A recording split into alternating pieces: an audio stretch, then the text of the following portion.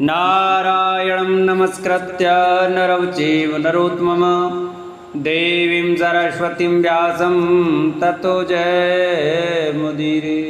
बोलो शिव महापुराण की जय, बोलो शंकर भगवान की जय। नमस्कार दोस्तों, स्वागत है आप सभी का हमारे YouTube चैनल आर के भक्ति ज्ञान में। प्रिय भक्तजनों, आज हम आपको शिव महापुराण के 14वें अध्याय की कथा सुनाएंगे, जिसमें कि पार्थिव पूजा की महिमा, शिव नैवेद्य भक्षण के विषय में निर्णय तथा बिल्व का महत्व, इस कथा का वर्णन सुनाएंगे। आइए भक्तों, कथा श्रवण करते हैं। तदंतर ऋषियों के पूछने पर किस कामना की पूर्ति के लिए कितने पार्थिव लोगों की पूजा करनी चाहिए, इस विषय का वर्णन करके सूत जी बोले, महर्षियों, पार्थिव लोगों की पूजा कोटि कोटि यज्ञों का फल देने वाली है। कलयुग में लोगों के लिए शिवलिंग पूजन जैसा श्रेष्ठ दिखाई देता है, वैसा दूसरा कोई साधन नहीं है। यह समस्त शास्त्रों का निश्चित सिद्धांत है। शिवलिंग भोग और मोक्ष देने वाला है।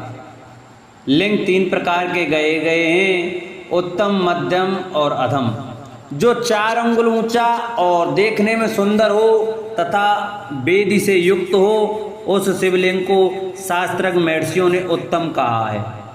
उससे आधा मध्यम और उससे आधा अधम माना गया है। इस तरह 3 प्रकार के शिवलिंग कहे गए हैं, जो उत्तरोत्तर श्रेष्ठ हैं। ब्राह्मण, क्षत्रिय, वैश्य, शूद्र अथवा विलोम शंकर कोई भी क्यों ना हो, वह अपने अधिकार के अनुसार वैदिक अथवा तांत्रिक मंत्र से सदा आदर पूर्वक शिवलिंग की पूजा करें। ब्राह्मणों, महर्षियों, अधिक कहने से क्या लाभ? शिवलिंग का पूजन करने में स्त्रियों का तथा अन्य सब लोगों का भी अधिकार है। द्विजों के लिए वैदिक पंडित से भी ही शिवलिंग की पूजा कराना श्रेष्ठ है, परंतु अन्य लोगों के लिए वैदिक मार्ग से पूजा कराने की सम्मति नहीं है। वेदज्ञ द्विजों को वैदिक मार्ग से ही पूजन करना चाहिए, अन्य मार्ग से नहीं। यह भगवान शिव का कथन है। दधीची और गौतम आदि के शाप से जिनका चित्त दग्ध हो गया है, उन द्विजों की वैदिक कर्म में श्रद्धा नहीं होती। जो मनुष्य वेदों तथा स्मृतियों में कहे हुए सत्कर्मों की अवहेलना करके दूसरे कर्म को करने लगता है, उसका मनोरथ कभी सफल नहीं होता। इस प्रकार विधि पूर्वक भगवान शंकर का नैवेद्यांत पूजन करके उनकी 53मयी 8 मूर्तियों का भी वहीं पूजन करें। पृथ्वी, जल, अग्नि, वायु, आकाश, सूर्य, चंद्रमा तथा यजमान, ये भगवान शंकर की 8 मूर्तियां कही गई हैं। इन मूर्तियों के साथ सर्वभव, रुद्र, उग्र, भीम, ईश्वर, महादेव तथा पशुपति, इन नामों की भी अर्चना करें। तदंतर चंदन, अक्षत और बेलपत्र लेकर वहाँ ईशान आदि के क्रम से भगवान शिव के परिवार का उत्तम भक्ति भाव से पूजन करें। ईशान, नंदी, चंड, महाकाल, भृंगी, वृष, स्कंद, कर्पदीश्वर, सोम तथा शुक्र, ये 10 शिव के परिवार हैं, जो क्रम से ईशान आदि 10 दिशाओं में पूजनीय है।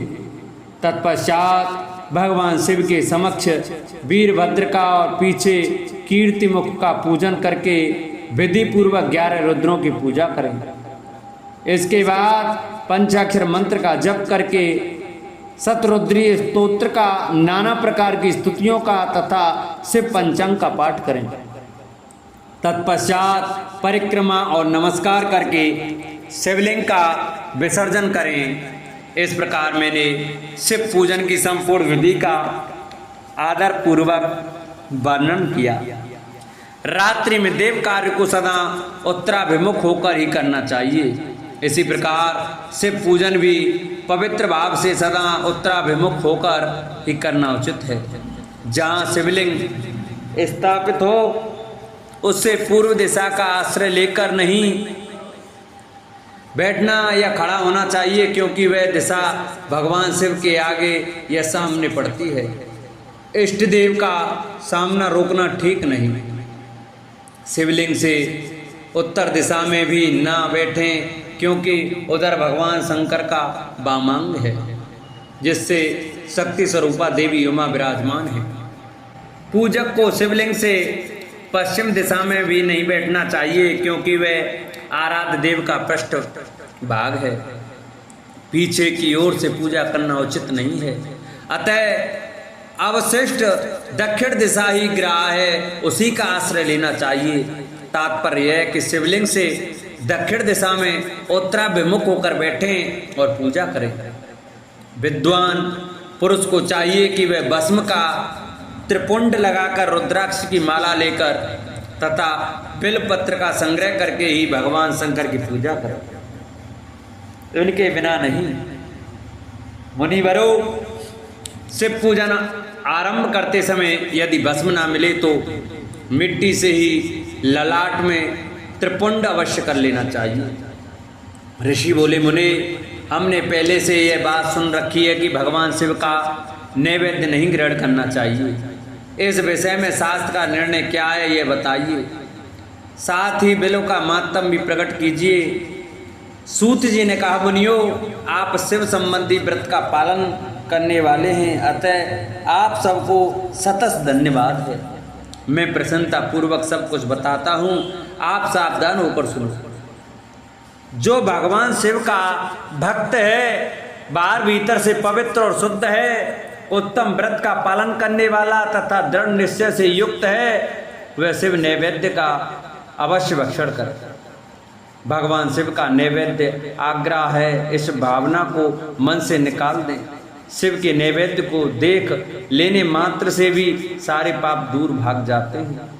उसको खा लेने पर तो करोड़ों पुण्य अपने भीतर आ जाते हैं। आए हुए शिव नैवेद्य को सिर झुकाकर प्रसन्नता के साथ ग्रहण करें और प्रयत्न करें कि शिव स्मरण पूर्वक उसका भक्षण करें। आए हुए शिव नैवेद्य को जो यह कहकर कि मैं इसे दूसरे समय में ग्रहण करूंगा, लेने में विलंब कर देता है, वह मनुष्य निश्चय ही पाप से बंध जाता है। जिसने शिव की दीक्षा ली हो, उस शिव भक्त के लिए यह शिव नैवेद्य अवश्य भक्षणीय है, ऐसा कहा जाता है।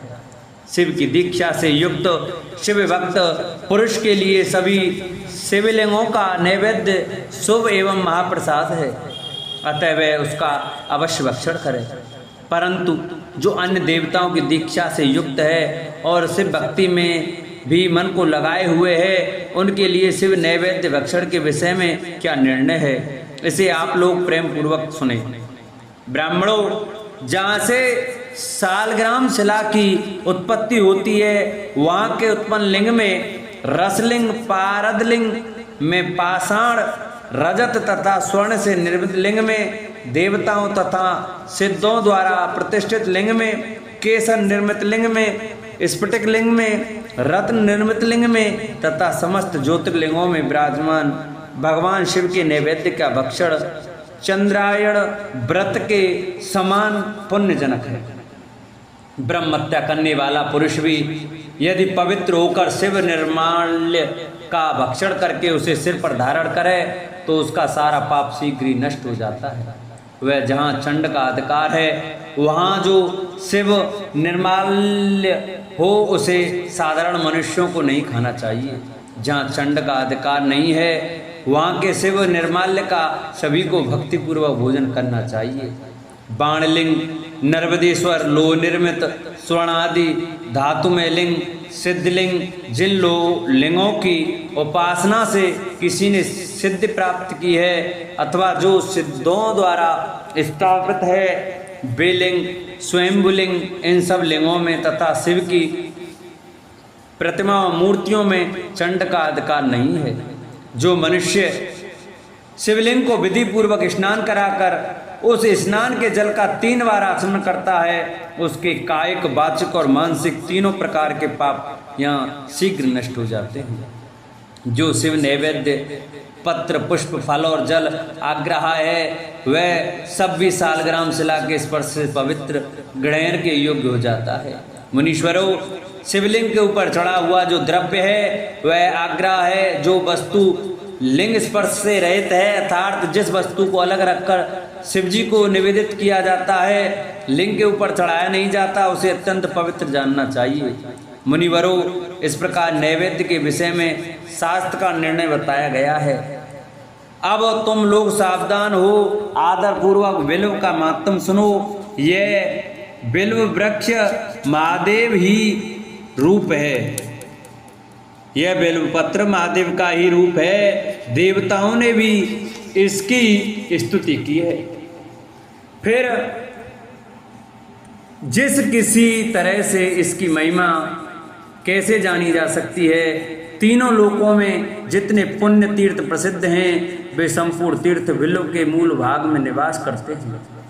जो पुण्यात्मा मनुष्य बिल्व के मूल में लिंग स्वरूप अविनाशी महादेव जी का पूजन करता है वह निश्चय ही शिव पद को प्राप्त होता है। जो बिल्व की जड़ के पास जल से अपने मस्तक को सींचता है वह संपूर्ण तीर्थों में स्नान का फल पा लेता है और वही इस भूतल पर पावन माना जाता है। इस बिल्व की जड़ के परम उत्तम थाले को जल से भरा हुआ देखकर महादेव जी पूर्णतया संतुष्ट होते हैं। जो मनुष्य गंध पुष्प आदि से बिल्व के मूल भाग का पूजन करता है वह शिवलोक को पाता है और इस लोक में भी उसकी सुख संतति बढ़ती है। जो बिल्व की जड़ के समीप आदर पूर्वक दीपावली जलाकर रखता है वह तत्व ज्ञान से संपन्न हो भगवान महेश्वर में मिल जाता है। जो बिल्व की शाखा थामकर हाथ से उसके नए नए पल्लव उतारता और उनसे उस बिल्व की पूजा करता है वह सब पापों से मुक्त हो जाता है और बिल्व की जड़ के समीप भगवान शिव में अनुराग रखने वाले एक भक्त को भी भक्तिपूर्वक भोजन कराता है, उसे कोटि गुना पुण्य प्राप्त होता है। जो बिल्व की जड़ के पास शिव भक्त को खीर और घृत से युक्त अन्न देता है वह कभी दरिद्र नहीं होता। ब्राह्मणों, इस प्रकार मैंने सांगोपांग शिवलिंग पूजन का वर्णन किया। यह प्रवृत्ति मार्गी तथा निवृत्त मार्गी पूजकों के भेद से दो प्रकार का होता है। प्रवृत्ति मार्गी लोगों के लिए पीठ पूजा इस भूतल पर संपूर्ण अभिष्ट वस्तुओं को देने वाली होती है। प्रवृत्त पुरुष सुपात्र गुरु आदि के द्वारा ही सारी पूजा संपन्न करें और अभिषेक के अंत में अग्नि के चावल से बना हुआ नैवेद्य निवेदन करें। पूजा के अंत में शिवलिंग को शुद्ध संपुट में विराजमान करके घर के भीतर कहीं अलग रखते हैं। निवृत्ति मार्गी उपासकों के लिए हाथ पर ही शिव पूजन का विधान है। उन्हें भिक्षा आदि से प्राप्त हुए अपने भोजन को ही नैवेद्य रूप में निवेदित कर देना चाहिए। निवृत्त पुरुषों के लिए सूक्ष्म लिंग ही श्रेष्ठ बताया जाता है। ये विभूति से पूजन करें और विभूति को ही नैवेद्य रूप से निवेदित भी करें। पूजा करके इस लिंग को सदा अपने मस्तक पर धारण करें। बोलो शंकर भगवान की जय, बोलो शिव महापुराण की जय। प्रिय भक्तजनों, आज की कथा को हम यही विश्राम करते हैं। कल की कथा में हम आपको शिव नाम जप तथा भस्म धारण की महिमा, त्रिपुंड के देवता और स्थान आदि का प्रतिपादन, इस कथा का वर्णन सुनाएंगे। और जिन भक्तों को हमारी ये शिव महापुराण की कथा अच्छी लगी हो तो वो हमारी वीडियो को ज़्यादा से ज़्यादा शेयर करें। जिन्होंने चैनल को सब्सक्राइब नहीं किया है वो हमारे चैनल को सब्सक्राइब जरूर करें, वीडियो को लाइक करें और कमेंट में ओम नमः शिवाय अवश्य लिखें।